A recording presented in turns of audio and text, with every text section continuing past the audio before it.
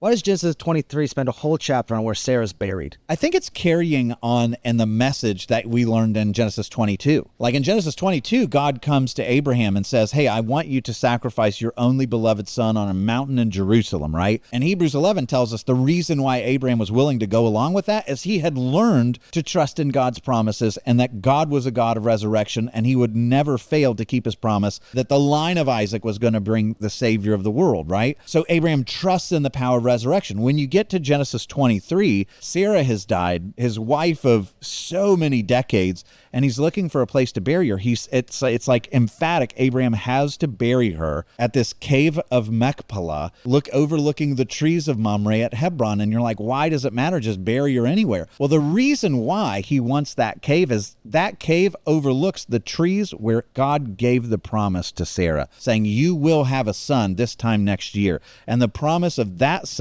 was that his lineage would go on to bless all the nations on earth, that he would crush that of the serpent, that he would overcome death. And so Abraham is looking forward to the morning of the resurrection when both he and Sarah will be raised from the dead and their waking eyes will overlook the very location where God said, I'm going to bring about salvation. And both of them laughed at God, but they will see with their waking eyes that God made good on the promise of resurrection.